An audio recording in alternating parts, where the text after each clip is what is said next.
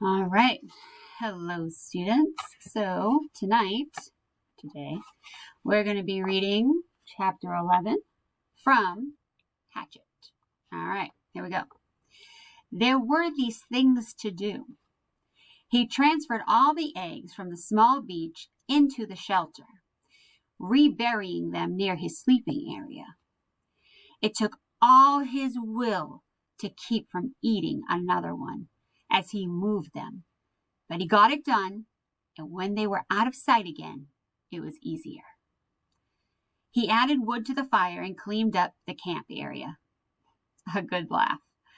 That, cleaning up the camp. All he did was shake out his windbreaker and hang it in the sun to dry the berry juice that had soaked in and smooth the sand where he had slept. But it was a mental thing. He had gotten depressed, thinking about how they hadn't found him yet. And when he was busy and had something to do, the depression seemed to leave. So there were things to do. With the camp squared away, he brought in more wood. He had decided to always have enough on hand for 3 days. And after spending one night with the fire for a friend, he knew what a staggering amount of wood it would take. He worked all through the morning at the wood, breaking down the dead limbs and breaking or chopping them into smaller pieces, storing them neatly beneath the overhang. He stopped once to take a drink at the lake, and in his reflection, he saw that the swelling on his head was nearly gone. There was no pain there, so he assumed that had taken care of itself. His leg was also almost back to normal, although he did have a small pattern of holes, roughly in the shape of a star, where the quills had nailed him. And while he was standing at the lake shore taking stock, he noticed that his body was changing. He'd never been fat, but he had been slightly heavy, with a little extra weight just above his belt on the sides. This was completely gone. And his stomach, it had caved in to the hunger, and the sun had cooked him past burning, so he was tanning. And with the smoke from the fire, his face was starting to look like leather. But perhaps more than his body was the change in his mind, or in the way he was becoming. I'm not the same, he thought. I see, I hear differently. He did not know when the change started, but it was there. When a sound came to him now, he didn't just hear it, but he would know the sound. He would swing and look at it. A breaking twig, a movement of air, and know the sound as if he somehow could move his mind back down the wave of sound to the source. He could now know what the sound was before he quite realized he had heard it. And when he saw something, a bird moving a wing inside a bush or a ripple on the water, he would truly see that thing, not just notice it, as he used to notice things in the city. He would see all parts of it. See the whole wing, the feathers, see the color of the feathers, see the bush and the size of the shape and the leaves of the colors. He would see the way the light moved with the ripples on the water, and see that the wind made the ripples and which way that wind had to blow to make the ripples move in that certain way. None of that used to be in Brian, and now it was part of him. A changed part of him. A grown part of him. And the two things, his mind and his body, had come together as well. Had made a connection with each other that he didn't quite understand. When his ears heard a sound or his eyes saw a sight, his mind could control of his body. Without his thinking, he moved to face the sound or sight, moved to make ready for it, to deal with it. There were these things to do. When the wood was done, he decided to get a signal fire ready. He moved to the top of the rock ridge that comprised the bluff over his shelter and was pleased to find a large, flat stone area. More wood, he thought, moaning inwardly. He went back to the fallen trees and found more dead limbs, carrying them up on the rock until he had enough for a bonfire. So a really big fire.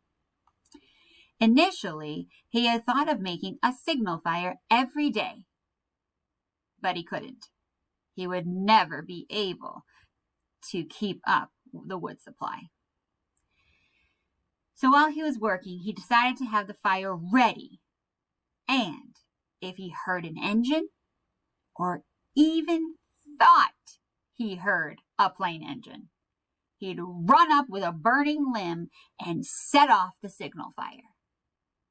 Things to do. At the last trip to the top of the stone bluff with wood, he stopped, sat on the point overlooking the lake, and rested. The lake lay before him 20 feet or so below, and he had not seen it this way since he had come in with the plane. Remembering the crash, he had a moment of fear. Breath tightening, little rip of terror, but it passed, and he was quickly caught up in the beauty of the scenery. It was so incredibly beautiful that it was almost unreal. From his height, he could see not just the lake, but across part of the forest, a green carpet, and it was full of life. Birds, insects, there was a constant hum and song. At the other end of the bottom of the L, there was another large rock sticking out over the water, and on top of the rock, a snaggly pine had somehow found food and grown, bent and gnarled. Sitting on one limb was a bluebird with a crest and sharp beak, a kingfisher, he thought of a picture he had once seen, which left the branch while he watched and dove into the water. It emerged a split part of a second later, and in its mouth was a small fish, wiggling silver in the sun. It took the fish to a limb, juggled it twice, and swallowed it whole. Fish. Of course, he thought. There were fish in the lake, and they were food. And if a bird could do it, he scrambled down the side of the bluff and trotted to the edge of the lake, looking down into the water. Somehow it had never occurred to him to look inside the water, only at the surface. The sun was flashing back up into his eyes, and he moved off to the side and took his shoes off and waded out about 15 feet. Then he turned and stood still with the sun at his back and studied the water again. It was, he saw after a moment, literally packed with life. Small fish swam everywhere. some narrow and long, some round, most of them 3 or 4 inches long, some a bit larger and many smaller. There was a patch of mud off to the side leading into deeper water, and he could see old clamshells there, so there must be clams. As he watched, a crayfish, looking like a tiny lobster, left one of the empty clamshells and went to another looking for something to eat, digging with its claws. Well, he stood, some of the small round fish came quite close to his legs, and he tensed, got ready, and made a wild grab at stabbing grabbing at them. They exploded away in 100 flicks of quick light, so fast that he had no hope of catching them that way. Oh, good. But they soon came back, seemed to be curious about him.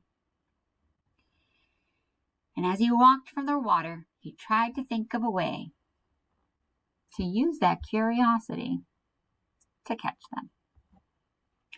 He had no hooks or string, but if he could somehow lure them into the shallows and make a spear, a small fish spear, he might be able to strike fast enough to get one.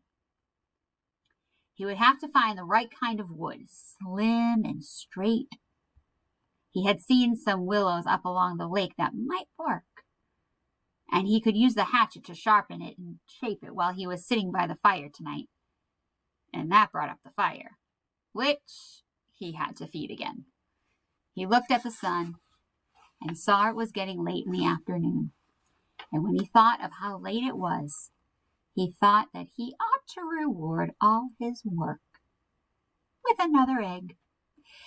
And that made him think that some kind of dessert would be nice. He smiled when he thought of dessert. So fancy. And he wondered if he should move up the lake and see if he could find some raspberries. After he banked the fire and while he was looking for the right wood for the spear. Spear wood, he thought, and it all rolled together. Just rolled together and rolled over him.